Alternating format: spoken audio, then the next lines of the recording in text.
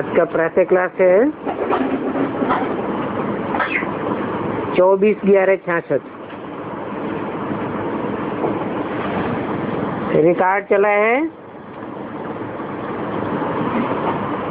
तुम्हें पाके हमने जहां पा लिया है।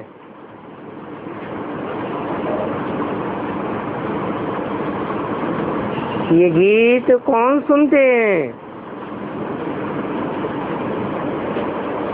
बच्चे ही सुनते हैं, और जो बच्चे सुनते हैं वो ही इसका अर्थ समझते हैं।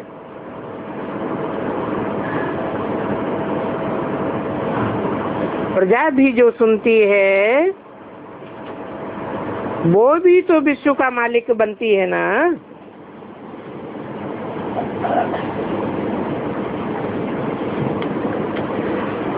जैसे भारतवासी कहते हैं कि हमारा भारत यथा राजा रानी तथा प्रजा, हमारा भारत विश्व का मालिक था। जैसे यूरोपवासी आए तो वो भी कहते थे हम हिंदुस्तान के मालिक हैं।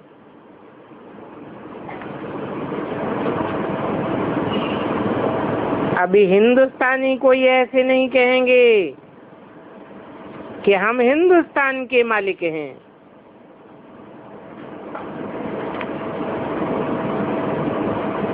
वो तो गुलाम थे।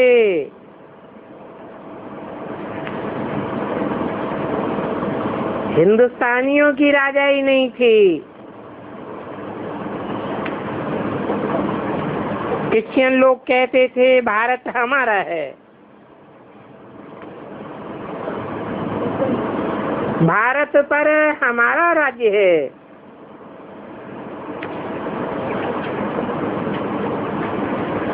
अभी तुम मीठे मीठे बच्चे कहते हो कि नई दुनिया में भारत विश्व का मालिक था।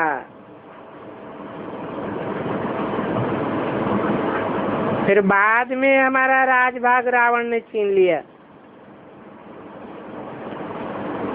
अभी रावण का राज्य है और ये पराया राज्य है। गाया भी जाता है दूर देश का रहने वाला आया देश पर आए।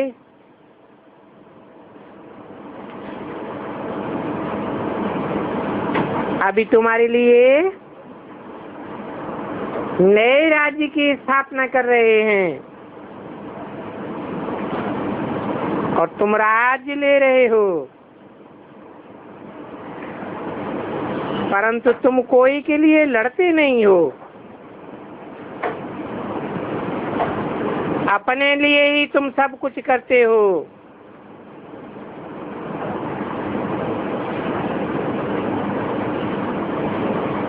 वो करते हैं अपने प्रेसिडेंट के लिए, प्राइम मिनिस्टर के लिए। बड़े आदमी तो वो ही बनते हैं।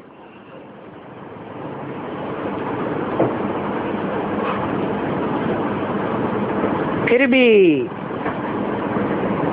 अभी कहते हैं ना भारत हमारा है, परंतु भारतवासियों को ये पता ही नहीं है कि ये कोई हमारा राज्य नहीं है। ये तो रावण राज्य है जिसमें हम सब रहे पड़े हैं। राम राज्य में ऐसे नहीं कहेंगे कि ये हमारा है, ये पराया है। अभी तो भारत पर रावण का पूरा ही राज्य है। पहले राम राज्य था, देवताओं का राज्य था। अभी नहीं है। अभी तुम बच्चे जानते हो कि हम फिर 5-4 वर्ष के बाद अपना राज्य ले रहे हैं। और ये राज्य किससे ले रहे हैं?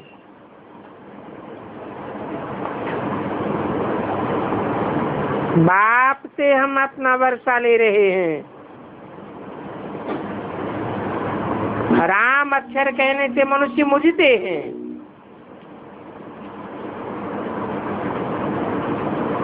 इसलिए ये कहना नहीं है बेहद के बाप से बाबा अक्षर बड़ा मीठा है। ये बाबा अक्षर है, वर्षा याद दिलाता है। एक बाप के सिवाय सबको भूल जाना है। हम आत्मा बाबा से अपना वर्षा ले रहे हैं। इसके लिए बाप आकर हमको आत्माभिमानी बनाते हैं।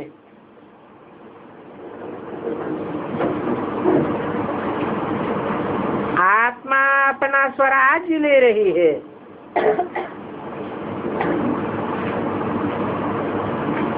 हम आत्मा कितनी छोटी महीन है, और इस छोटी सी आत्मा रूपी रिकॉर्ड में सारा पार्ट भरा हुआ है। परंतु ये बातें मोटी बुद्धि वाले नहीं समझ सकते, न किसी को समझा सकते हैं कि बाप से हम वर्षा ले रहे हैं। है तो बहुत सहज बात, परंतु माया ऐसी है जो कि बुलाई देती है। इसलिए तुम बच्चों को मेहनत करनी पड़ती है।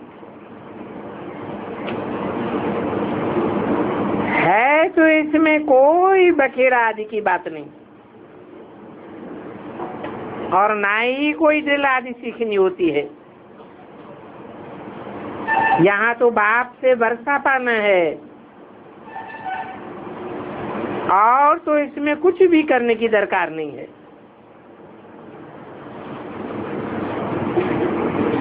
कोई साथ शादी भी लाने की दरकार नहीं है। सिर्फ बाप जो सुनाते हैं वो धारणा करनी है कि बाबा से हम अपना वर्षा लेते हैं, राज भाग लेते हैं। अभी तो हमको अपने घर जाना है। किसी नाटक के एक्टर से पार्ट बजाए, फिर कपड़े बदली कर अपने घर चले जाते हैं। अभी तुमको तो नंगे जाना है। बुद्धि में यही हो कि अभी ये नाटक पूरा होता है। हम हर 5-4 वर्ष के बाद पार्ट बजाते हैं। आधा कल्प राज्य करते हैं, फिर आधा कल्प गुलाम बन जाते हैं। अभी तो हम प्रकृति के दास बन गए हैं। बाबा बच्चों को कोई जाति तकलीफ नहीं देते हैं।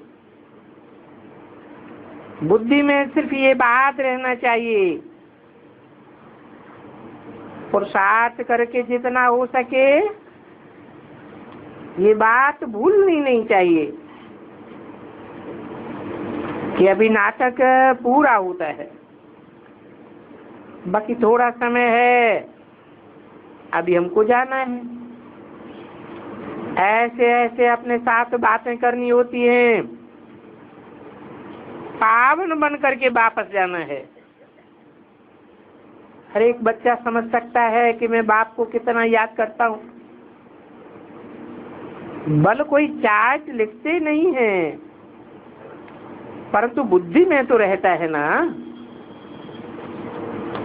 रात को ये बात बुद्धि में चलानी चाहिए कि हमने सारा दिन क्या क्या किया। जैसे रात को मुरादी संभालते हैं ना व्यापारी लोग, तो ये भी तुम्हारा व्यापार है। रात को सोते समय जांच करनी चाहिए कि सारे दिन में हमने बाप को कितना याद किया,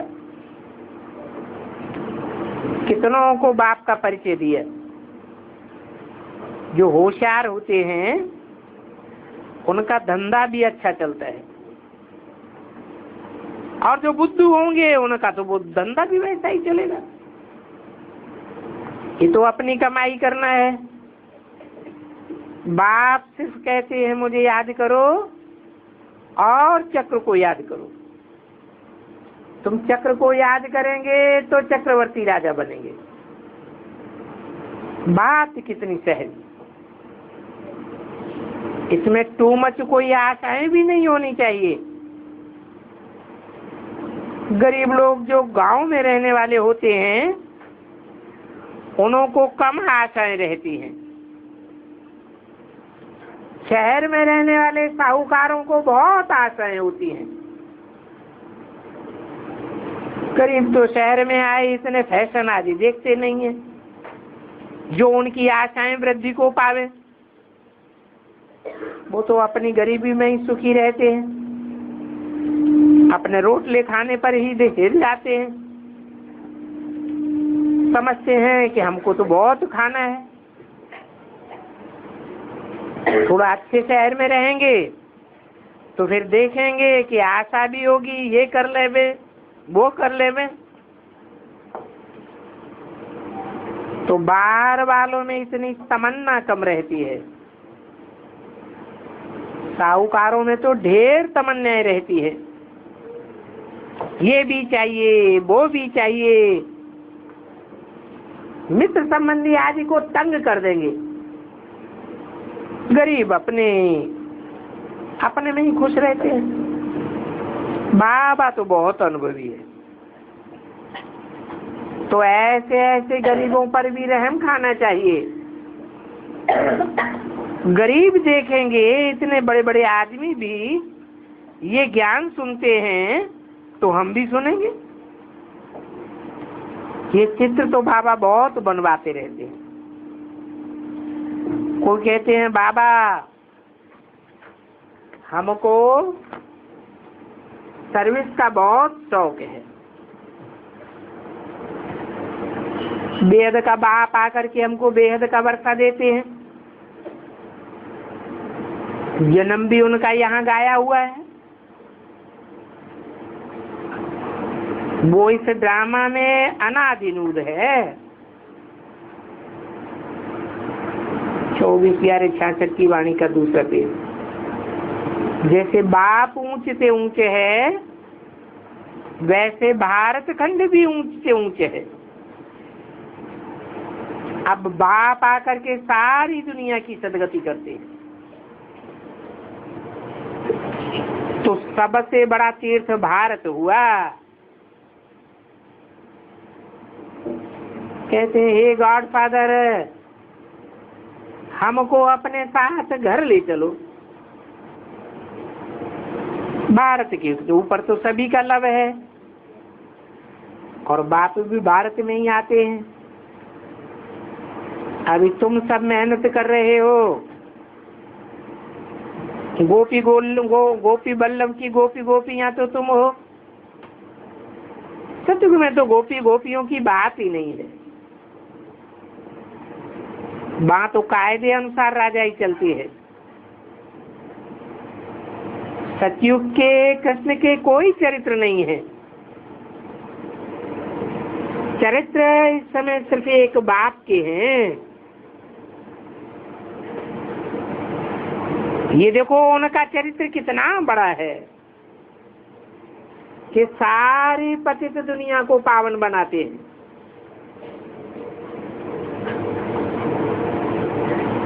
और ये कितनी चतुराई है। इस समय सब मनुष्य मात्र राजा मिल जैसे हैं। सरकार समझती है ये साधु आदि भ्रष्टाचारी से श्रेष्ठाचारी बनावेंगे। बाप कहते हैं इन साधु संत महात्माओं का भी उद्धार मुझे करना है। जैसे तुम एक्टर तो वैसे बाप भी एक्टर है। तुम 84 जन्मों का चक्कर लगाते हो ना, तो जैसे तुम 84 जन्मों का चक्कर लगाते हो, वैसे बाप भी क्रिएटर है, डायरेक्टर और मुख्य एक्टर है। वो करण करावनहार है, लेकिन क्या करते हैं? पतितों को पावन बनाते हैं। बाप कहते हैं मुझे तुम बुलाते हो कि आकर के हमें पावन बनाओ, ऐसे तो नहीं बुलाते हो कि ज्ञान सुना के चले जाओ। नहीं, मैं आता हूँ और पावन बनाकर ले जाता हूँ। तो मैं इस पावन बनाने के पार्ट में नुधा हुआ हूँ। ऐसे नहीं कि ब्रह्मा के तन में आकर ज्ञान सुना के कोई चला जाता हूँ। ऐसे कोई कह न सके कि ये क्यों बना, ये ड्रामा कब बना। अरे ये तो अनादि बना बनाया ड्रामा है, इनका आदि मध्य अंत है। प्रलय तो होती नहीं है, क्योंकि आत्मा ही अविनाशी है। आत्मा का कब विनाश नहीं हो सकता। और पाठ भी हर आत्मा को अविनाशी मिला हुआ है।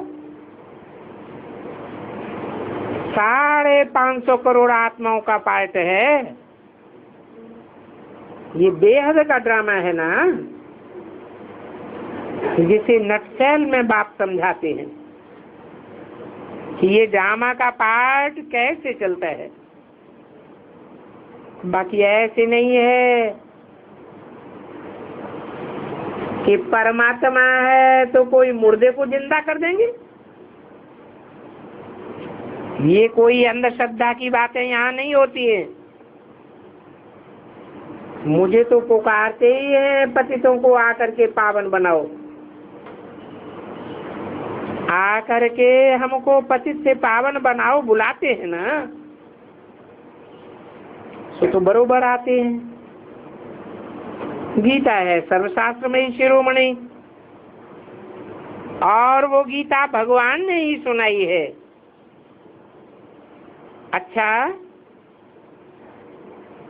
ये गीता का सहज राजयोग कब सिखाया? ये बात अभी तुम जानते हो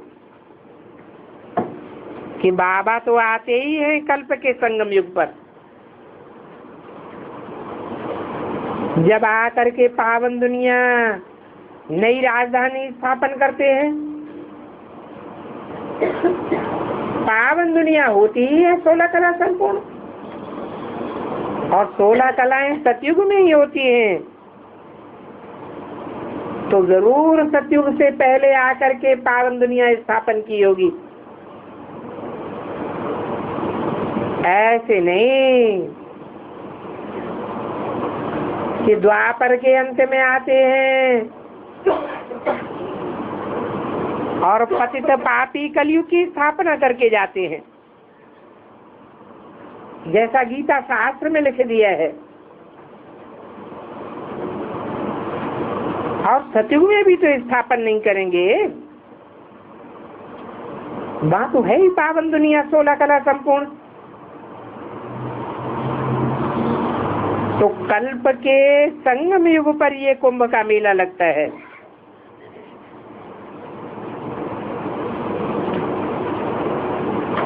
वो कुंभ का मेला तो 12 वर्ष के बाद लगता है।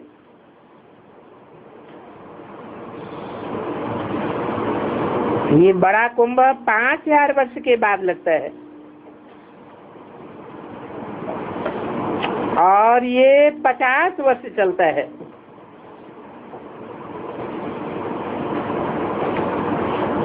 चलता ही रहता है। ऐसा कब सुना क्या कि कोई मेला 50 वर्ष चले? ये आत्मा और परमात्मा का मेला है, जबकि परमपिता परमात्मा आकर के आत्माओं को पावन बनाए कर ले जाते हैं। कल्प की आयु लंबी करने के कारण मनुष्य मुझ गए हैं। तुम तो अब समझते हो। तुम्हारी जो मैगजीन निकलती है, उस मैगजीन को तुम बच्चे समझ सकेंगे, और तो कोई नहीं समझ सकते। बाबा ने कहा था कि मैगजीन में लिख दो कि जो 5000 वर्ष पहले हुआ वही होता है, नथिंग न्यू। हर 5000 वर्ष के बाद ये ड्रामा हूबहू रिपीट होता है। 5000 वर्ष पहले भी हुआ था, अब जो रिपीट हो रहा है। किसको भी ये बातें समझना हो तो आकर के समझे। समझाने के लिए ऐसी ऐसी युक्तियां रचनी चाहिए कि हम अखबार में क्या डालें। ये भी तुम लिख सकते हो कि ये महाभारत लड़ाई कैसे पावन दुनिया का गेट खोलती है, वो आकर के समझो। लिख दो कि gateway to heaven is Mahabharat. कल पहले मिसल इस महाभारत लड़ाई से सतयुग की स्थापना कैसे हुई थी, सो आकर के समझो। 10 वर्ष में देवी देवताओं की राजधानी स्थापन हो जाएगी। कौन से सन की वाणी है? 66 की वाणी है। 66 में 10 साल और जोड़ दें तो 76 आता है। तो 76 के लिए ये घोषणा की गई थी। भगवान ब्रह्मा के द्वारा घोषणा करेंगे तो ब्रह्मा की वाणी तो जरूर पक्की साबित होनी चाहिए, सच्ची साबित होनी चाहिए। अब कोई बतावे,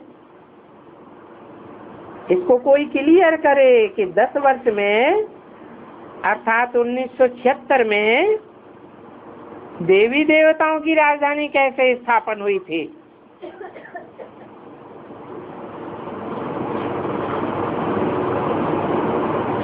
गॉड फादर से बर्थ राइट लेना हो तो आ करके लो। कब से? 76 से। ऐसे ऐसे अंदर विचार सागर मंथन करना चाहिए और लोगों को समझाना चाहिए कि 76 से ये कार्य कैसे शुरू हुआ। वो लोग स्टोरी आदि बनाते हैं, वो भी उन्हों की ड्रामा में नूद है जो पार्ट बजाते रहते हैं।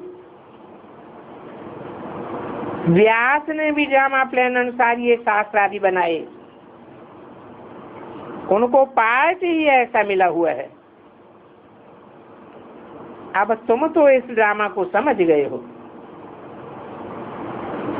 फिर वो ही ड्रामा रिपीट होगा।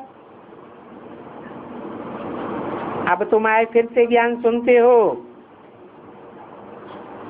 जरूर देवी देवता बनेंगे। तुम जानते हो फिर से ये लक्ष्मी नारायण का राज्य होगा। बाकी तो सब धर्म वाले खलास हो जाएंगे। ये बात सिर्फ तुम ही जानते हो कि क्या क्या पार्ट हुआ, फिर क्या क्या होगा। सतयुग में तो सूर्यवंशी राजधानी होगी, फिर त्रेता में चंद्रवंशी होगी। उस सतयुग और त्रेता में उस समय और कोई भी धर्म की राजधानी नहीं थी। और सूर्यवंशी थे तब चंद्रवंशी नहीं थे। फिर इस्लाम धर्म हुआ, बौद्ध धर्म हुआ, ये तो सब बाद में वृद्धि होती गई। ये बातें तुम बच्चों के सिवा और किसी की बुद्धि में नहीं है। पैराडाइज लक्ष्मी नारायण की राजधानी को कहा जाता है।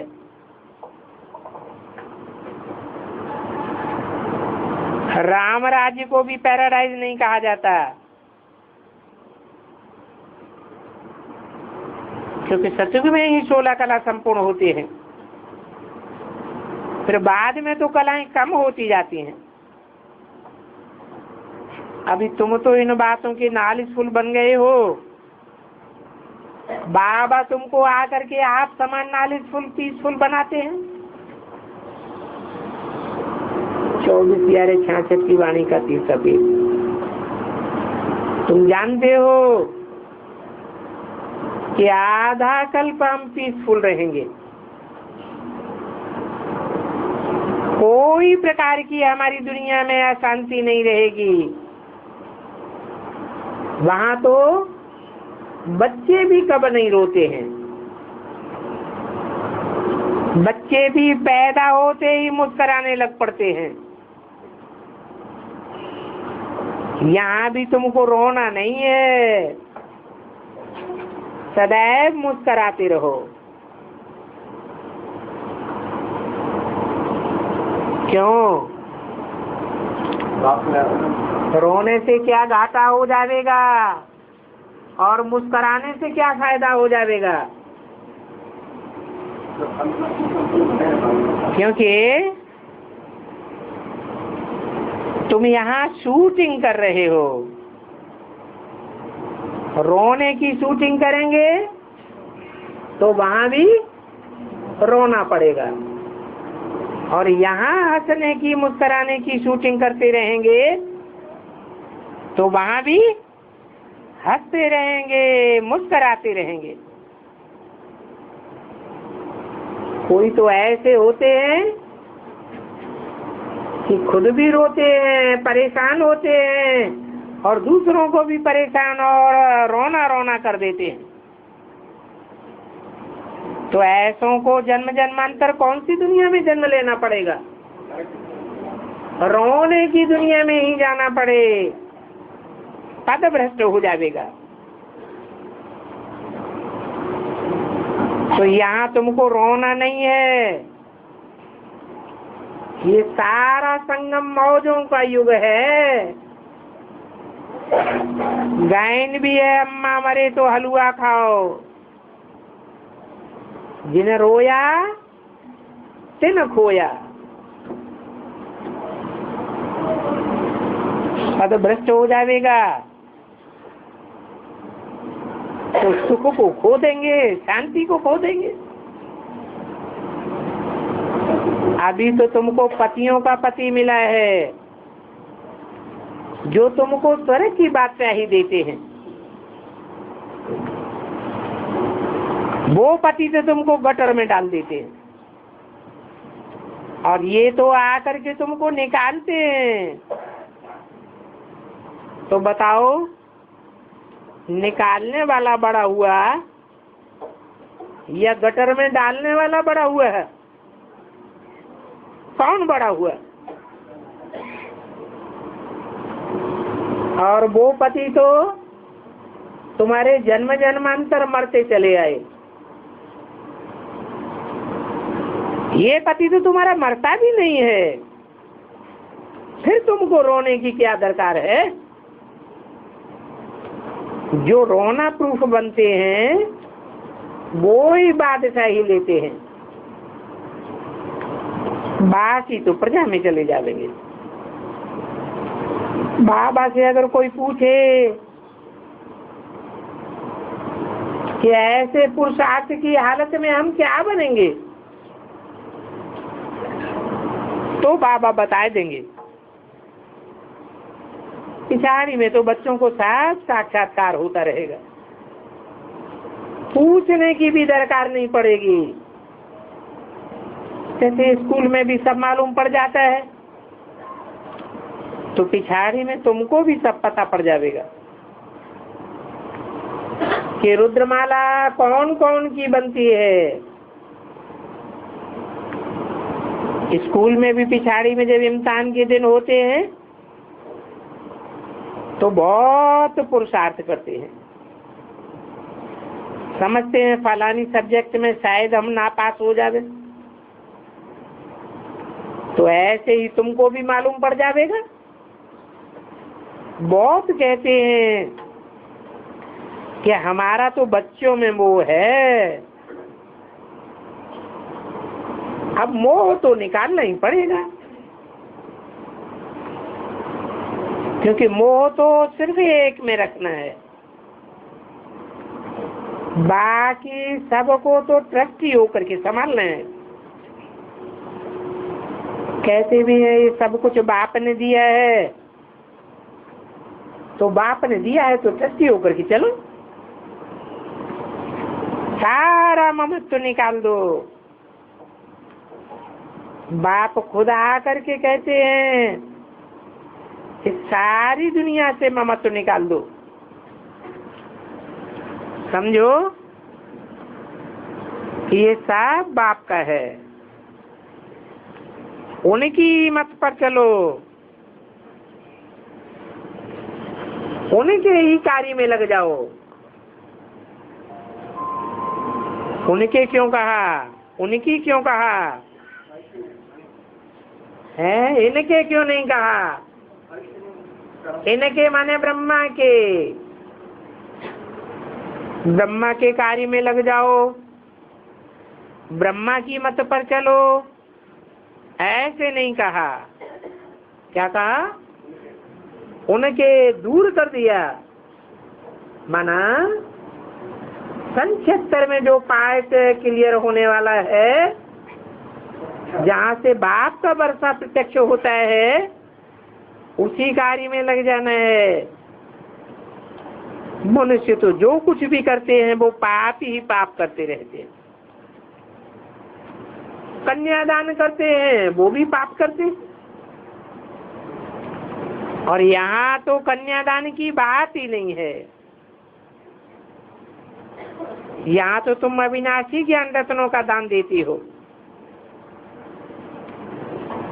यहाँ तो कन्याओं के लिए बाप के पास सबसे जास्ती रिकॉर्ड है।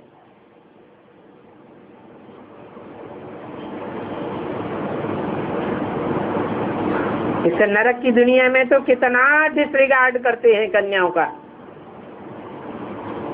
गर्भ में ही मार डालते हैं। बाप तो कहते हैं कन्या कर्म बंधन से फ्री रहती है, बच्चे को तो बाप से वर्षा का नशा रहता है। बेचारी कन्या तो बाप का वर्षा भी नहीं पाती। यहाँ इस बाप के पास मेल फीमेल का कोई भेद नहीं है। बाप तो आत्माओं को समझाते हैं। तुम भी जानते हो हम सब ब्रदर्स हैं, बाप से वर्षा ले रहे हैं, आत्मा पढ़ती है तो बाप आकर के सब बातें समझाते हैं। शिव बाबा निराकार है, जिसकी पूजा भी करते हैं। अब निराकार की पूजा कैसे होगी?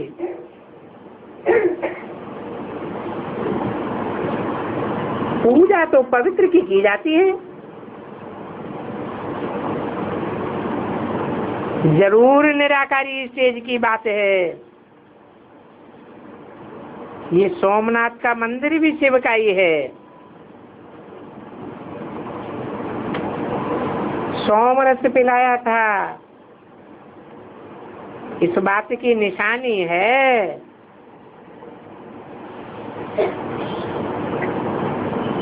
शिव बाबा की देखो कितनी इज्जत रखी है।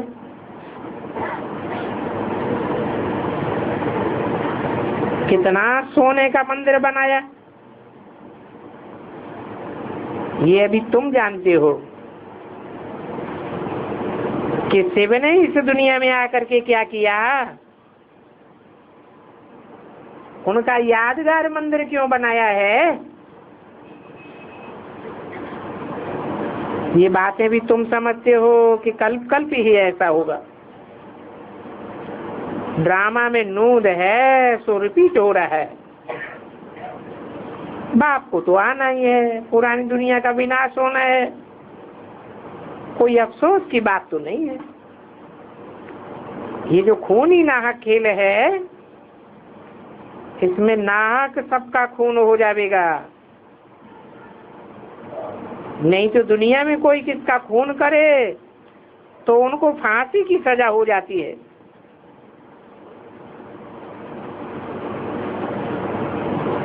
अब चारों तरफ खून ही खून होंगे, कौन किसको पकड़ेगा। ये नेचुरल कैलेमिटीज भी आनी ही हैं और विनाश ये होना ही है। अमरलोक और मृत्युलोक के अर्थ को भी कोई नहीं जानते हैं।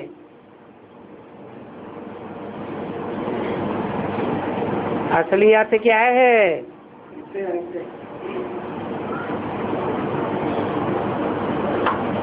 जो बाप आया हुआ है प्रैक्टिकल में, उसको और उसके पार्ट को जानना, निश्चय होना, यही अमर बनने वाले अमर देवताओं की निशानी है। तुम जानते हो आज हम मृत्युलोक में हैं, कल हम मृत्युलोक से अमरलोक में जाएंगे। जब अमरलोक में जाएंगे तो हमको अनिश्चय होगा ही नहीं। ऐसे अमरलोक में जाने के लिए हम अभी पढ़ते हैं।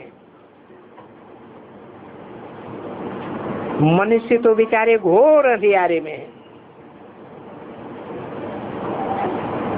तुम उनको ज्ञान अमृत पिलाते हो, वो ज्ञान अमृत पीते हैं, फिर पीते पीते फिर सो जाते हैं। हाँ हाँ भी करते हैं, ठीक है, फिर नींद में सो जाते हैं। सुनते भी हैं कि बेहद का बाप वर्षा दे रहे। ये वही महाभारत लड़ाई सामने खड़ी है जिससे स्वर्ग के गेट खुलते हैं। ये भी लिखते हैं ज्ञान तो बहुत अच्छा है, ऐसा ज्ञान कोई नहीं दे सकता। मानते भी हैं, परंतु खुद कुछ भी ज्ञान नहीं उठाते। ज्ञान उठाते उठाते फिर सो जाते हैं। इसको कहा जाता है कुंभकर्ण की नींद। तुम कह सकते हो, लिख करके देते हो, ऐसे नहीं कि घर जाकर के सो जाओ। तो ऐसों को कुंभकर्ण के चित्र के आगे ले जाना चाहिए और बताना चाहिए कि इस कुंभकर्ण के मुआफिक जाकर के सो नहीं जाना। समझाने की भी बड़ी अकल चाहिए। बाबा ने कल भी समझाया कि दुकानों में ये जो मुख्य मुख्य चित्र हैं वो रखो, जो कोई भी आवे तो इस पर समझाओ। ये सौदा भी करो और कराओ। ये तुम्हारा सच्चा सौदा है। इस सच्चे सौदे से तुम बहुतों का कल्याण कर सकते हो। और ये सौदा करने में कोई लज्जा की बात नहीं है। भले तुमसे कोई कहे क्या तुम ब्रह्मा कुमार बने हो, बोलो अरे तुम क्या समझते हो, प्रजापिता ब्रह्मा की औलाद तो तुम भी हो। सारी दुनिया एक से ही पैदा हुई ना, सारी दुनिया का बीज तो एक ही है। अभी बाप नई सृष्टि रच रहे हैं, तो जरूर पुरानी दुनिया को आग लगने का सामान भी तैयार हो चुका है। तुम भी जब तक आकर के ब्रह्मा कुमार ना बनो तो तुम स्वर्ग के सुख नहीं पा सकेंगे, स्वर्ग देख भी नहीं सकेंगे। ऐसे ऐसे तुम अपनी दुकान में बैठे बैठे सर्विस करो तो कितनी बेहद की सर्विस हो जाएगी। आपस में भी राय करो। दुकान तुम्हारा छोटा है तो दीवार में भी लगा सकते हो। लिख दो चैरिटी बिगिंस एट होम। पहले पहले उनका कल्याण करना है। बोलो। बाप कहते हैं अब और कोई देहधारी को याद नहीं करो,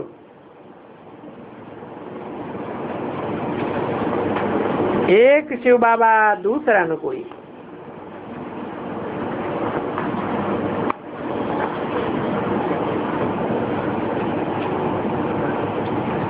ओम शांति।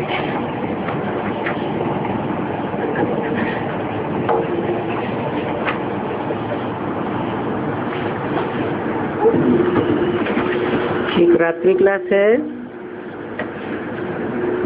11/12/66 का।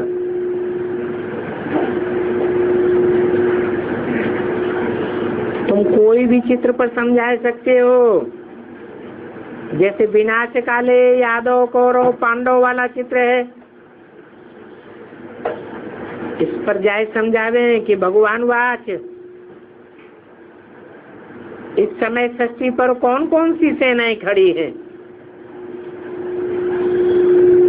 एक तो है यूरोपवासी यादव, जिन्हों के बुद्ध रूपी पेट से ये मिसाइल्स निकले हैं। शास्त्रों में इनको मूसल लिख दिया है। उन मूसलों से उन्होंने अपने कुल का विनाश किया था। अभी फिर वो मिसाइल्स बनाए हैं जिनसे ये सारा यूरोपवासी संप्रदाय खलास हो जाएगा। 5000 वर्ष पहले भी यही बॉम्ब्स बने थे जिनसे यूरोपवासी यादव कुल का विनाश हुआ था। महाभारत में ये बात लिखी हुई है। ये भी लिखा है कि 5000 वर्ष पहले ये महाभारत युद्ध हुआ था,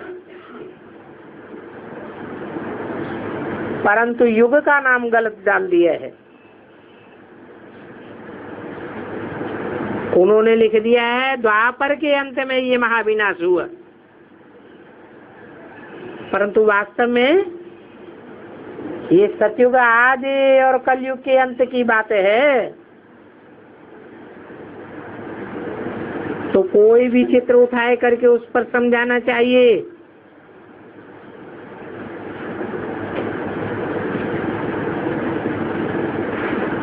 हम होते तो प्रदर्शनी में ऐसे ऐसे समझाते।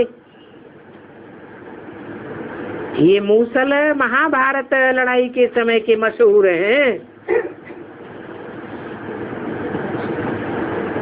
इन्हें मूसल कहो, मिसाइल्स कहो, ये साइंस के घमंड से निकले हैं।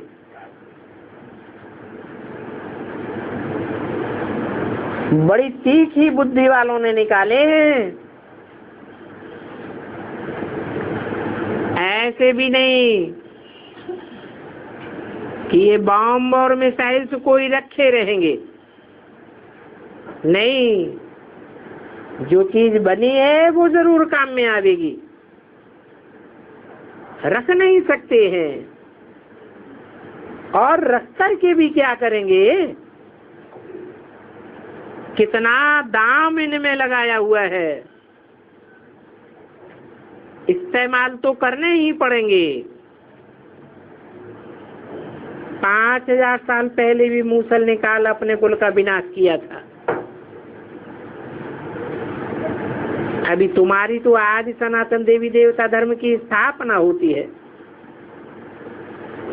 गीता में लिखा हुआ भी है, धर्म संस्थापनार्थाय विनाशाय च दुष्कृतम। ये दुनिया को विनाश करने के लिए जो बम बनाए हैं, ये दुष्कर्म करने वालों की निशानी है ना। बाप बैठ समझाते हैं कि यवनों का राज्य थोड़े ही था,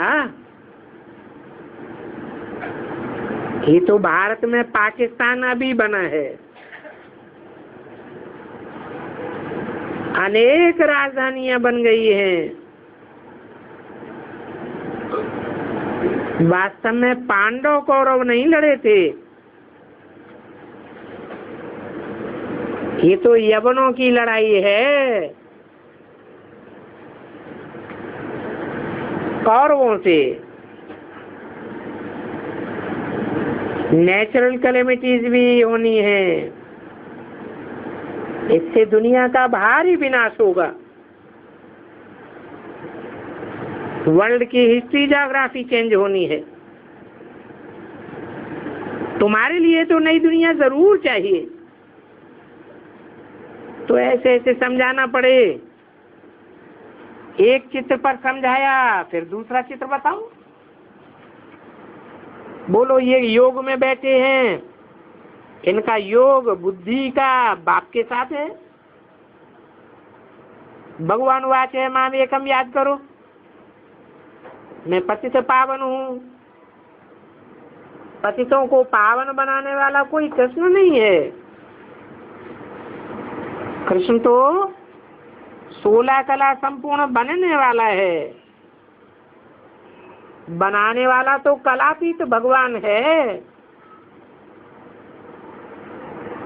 भगवान को ही गाइड लिबरेटर कहा जाता है। तो किसको गाइड करेंगे?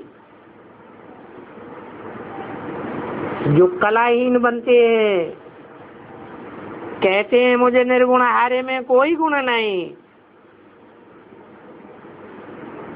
उन्हीं को गाइड करेंगे।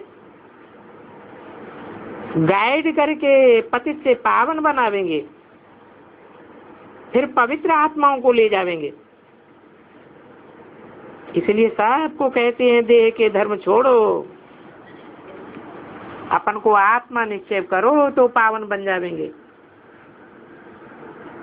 नहीं तो हिसाब किताब चुकतू करके वापस जावेंगे। पुरानी दुनिया का विनाश, नई दुनिया की स्थापना हो रही है। अभी हम बाप को याद करते हैं, माया बुलाई देती है। ये भारत का योग तो बहुत मशहूर है।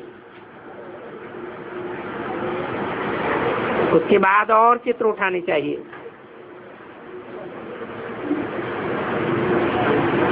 तुम जानते हो जब कोई बीमार पड़ते हैं तो बाद में गैस सिलेंडर पर चलते हैं। अभी इस भारत का भी यही हाल है। बाप ने समझाया है कि अमृत पियो और विख को छोड़ो।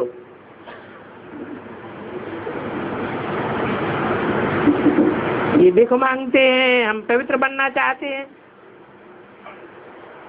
सतयुग में तो थी ही 22 दुनिया।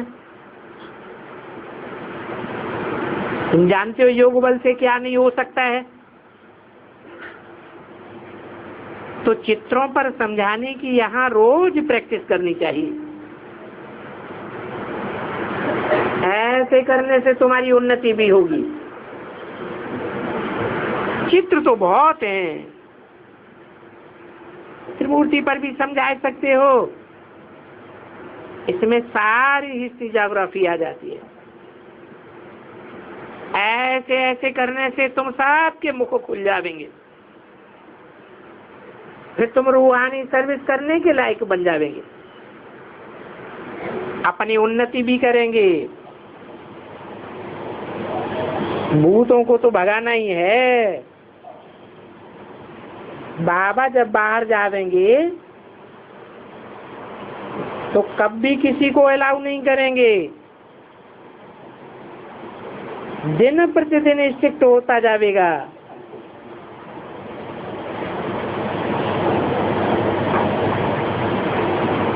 क्योंकि कोई भी आकर के बाबा के सामने बकवास करे वो ठीक नहीं है। तुमको भी उनसे वाद विवाद नहीं करना है।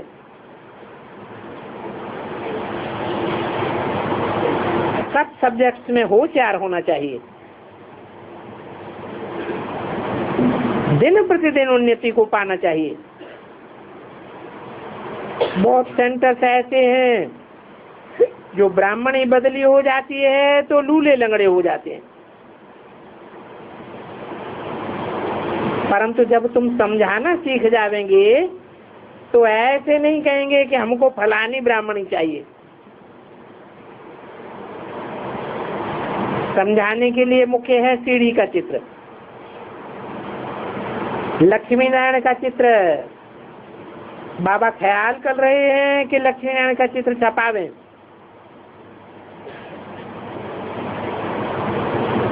3x40 4 साइज में छपा सकते हैं। ऐसे चित्रों पर कोई न कोई जरूर जाग पड़ेंगे। तो बाबा भी लिख देंगे अच्छा करके छपाओ। प्रदर्शनी डिपार्टमेंट वालों की बुद्धि बहुत चलनी चाहिए। कौन कौन से चित्र जरूरी हैं जो छपाए भी सकते हैं। नहीं तो बाबा समझेंगे कोई सेंसिबल बच्चे हैं ही नहीं। बाबा कहें कि मुख्य जरूरी छोटे छोटे चित्र छोटे सेंटरों को भी मिल जावे तो वो भी सीखें। समझाने वाले आइडिया भी दे सकते हैं। बाबा ये चित्र भी होनी चाहिए। चित्र तो नंबरवार भी है ना। बाबा लिखेंगे छोटे सेंटर्स के लिए छोटे छोटे छपाओ, बड़े सेंटर्स के लिए ट्रांसलाइट के भी बना सकते हो। प्रदर्शनी कमेटी का ख्याल चलते रहना चाहिए। दिल्ली में सुदर्शन बच्चा बहुत अच्छा है। उनकी बुद्धि बहुत अच्छी है। तो चित्रों पर भी ध्यान देना चाहिए। बाबा समझेंगे अच्छे बाबा के मददगार हैं, ये दिल पर भी चढ़ेंगे। रोज चित्रों पर अभ्यास करके समझाओ। तुम्हारा ये शरीर भी बहुत वैल्यूबल है। जब तक जीना है तब तक ज्ञानामृत पीना है। कोई लूला हो, लंगड़ा हो, बोड़ा हो, ये सब कमाई कर सकते हैं। अपने भविष्य के लिए ही करेंगे। भले कोई सोया पड़ा हो उसको भी मुरली चैनल सुनानी चाहिए। क्लास करने के लिए तो उल्लास होना चाहिए। बीमार हो तो उनको जाकर के गीता सुनानी चाहिए। शिव बाबा कहते हैं माम एकम याद करो तो तमोप्रधान से सतोप्रधान बन जाएंगे। तो ऐसे ऐसे सर्विस का बच्चों को बहुत शौक होना चाहिए। अच्छा, ओम शांति।